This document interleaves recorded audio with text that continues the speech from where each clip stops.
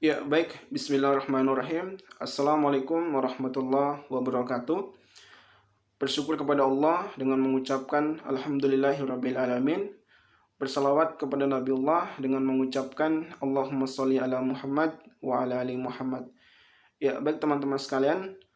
Perkenalkan, nama saya Hasan Basri, NIM 105401107920.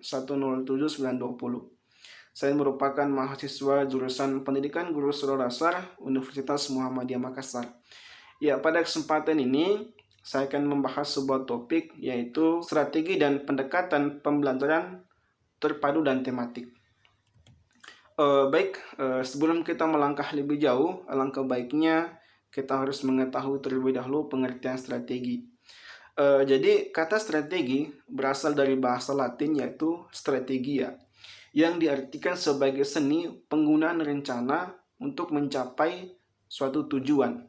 Kemudian strategi pembelajaran menurut Freiberg dan Driscoll, yaitu dapat digunakan untuk mencapai berbagai tujuan pemberian materi pelajaran pada berbagai tingkatan untuk siswa yang berbeda dalam konteks yang berbeda pula. Kemudian menurut Gerlach dan Eli mengatakan bahwa strategi pembelajaran merupakan suatu cara-cara yang dipilih untuk menyampaikan materi pelajaran dalam lingkungan pembelajaran tertentu yang meliputi sifat dan urutan kegiatan yang dapat memberikan pengalaman belajar kepada siswa.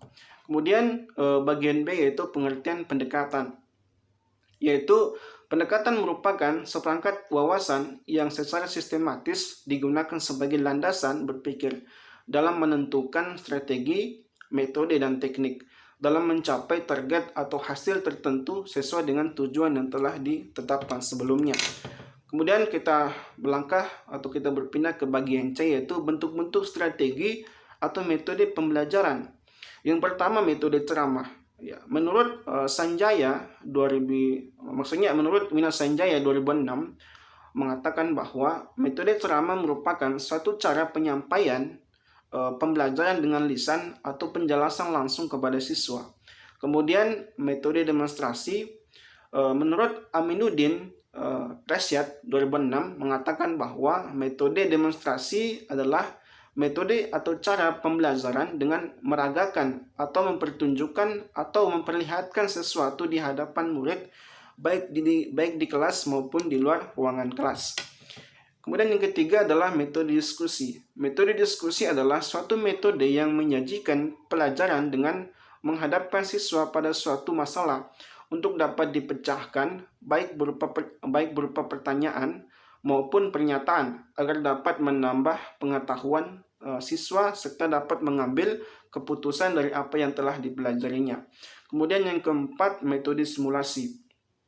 Menurut Dejamarah 2006 mengatakan bahwa metode simulasi adalah cara penyajian pelajaran dengan meragakan atau mempertunjukkan kepada siswa suatu proses situasi atau benda tertentu yang sedang dipelajari, baik sebenarnya ataupun tiruan yang sering disertai dengan penjelasan lisan.